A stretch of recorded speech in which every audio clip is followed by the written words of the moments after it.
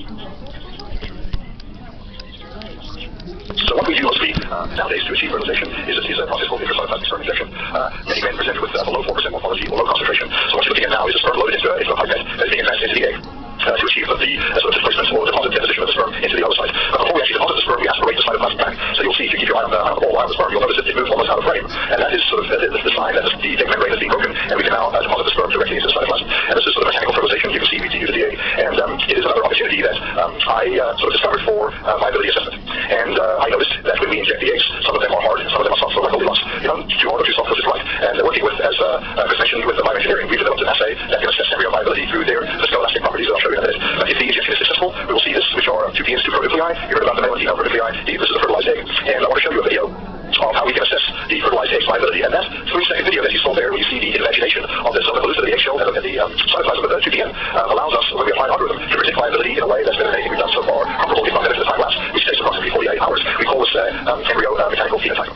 So I want to show you, we published an Nature Biotech Energy Communications paper, came out in February, and we started a clinical trial. We've only done 22 patients so far, but we just received a culture grant, so looking forward to taking this a little bit further, getting more data. But you can see quite clearly here, on limited numbers, so no statistics, I apologize, that the blue bars are higher than the red bars, showing that sort of the area under the curve, the correlation between these mechanical properties and the day 3 morphology, compared to day 3 morphology, predicting blastocyst or pregnancy rate, are significantly improved. So we're highly optimistic that this will be another tool that we can apply to our embryos and help our patients with make better decisions to assist our patients in achieving a pregnancy. So the next time we look at embryos is 2 days later. We're now on day 3, and we hope to have an 8-cell embryo, something that looks like this. But the dilemma is, as I told you, we make less. And how do we choose which embryo to implant? And there's no one in this room, even collectively, no one in this room, and there are a lot of smart people here I know, who could identify which embryo to choose, which embryo to implant. It's not possible with the information provided. So, and as you see, appreciation for those of you who don't work with embryos, this is an 8-cell embryo sitting on the point of the pin. So you can appreciate how small 100 microns is, and this is what we're dealing with on a daily basis. We all look like this, by the way, 3 days after fertilization.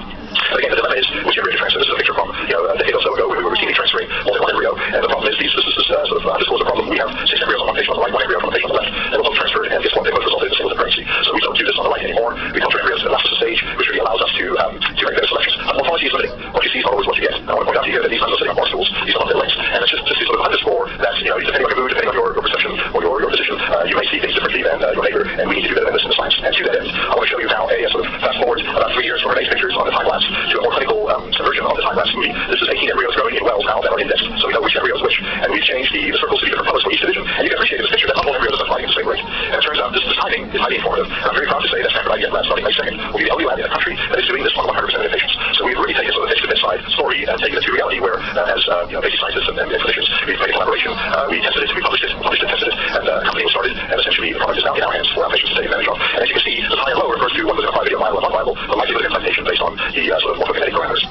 Human blastocyst is sort of the ultimate stage that we hope to achieve in culture, and most of our patients' embryos are grown to the stage for transfer or for typically for cryopreservation. We have a very successful cryopreservation program for supernumerary embryos, and we use a technique called vitrification that essentially was developed for egg freezing, which will egg preservation, which we now offer as well, that we apply to blastocysts, which is actually spectacular. This is a day 6 hatching blastocyst with a 5 hatching blastocyst, and it is at this stage that we really like to perform our pre-implantation genetic screening. I want to sort of put the whole story of embryos to blastocysts in a movie for you, and this is published by a colleague of mine, Yaz Mio, in Japan. But this is just a very nice and the first high-resolution video of human cleavage, showing the compaction stage of the morula, which you'll see right there, and then the expansion of the blastocyst, the stretching of the zona pellucida, to the point that the embryo is able to hatch at about 1 o'clock. You'll see that before it's ready to implant in the endometrium. And again, this is a process that we visualize now by routine in the lab, and every single one of us in this room, or every single person on this planet, had to do this before their mother could be pregnant.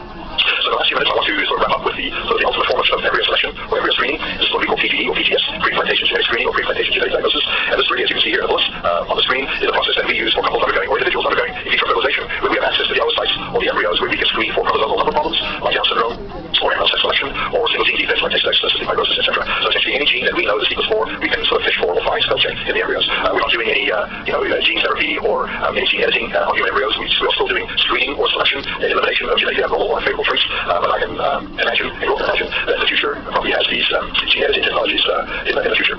So I have 2 videos I'm going to show you after this, but I wanted to show you these 3 pictures, which represent the 3 stages that we can actually interrogate the fertilized oocytes on the bottom left in the blue. Those are total bodies that are being removed. I didn't have time to sort of review meiosis with you, but you need to appreciate that why an egg doesn't make, or primordial ovarium doesn't make 4 equal daughter cells, is because it goes through the process of meiosis where it makes 1 viable daughter cells and 3 polar bodies. So the polar bodies are somewhat looking in sort of your garbage can to figure out what you had there last night, but it can be quite accurate in looking what's not inside the egg. And this technique can be used for maternally inherited conditions only, clearly because it only has maternal DNA. The most popular time to do genetic screening is on day 3 worldwide, even though I contributed to the first publication myself and one of my clinical colleagues published the first paper on transgender biopsy, which is on the top right, on frozen whole embryos a decade or so ago. So although the day 3 biopsy has value and has merit, I think from the work we heard from Magda this morning, and for reasons why we actually went down the path of trying to develop the time lapse, we weren't convinced that those cells were all the same on day 3. And even though they look the same, I think we have concerns which turns out more out to be true, that these cells molecularly have some fate that we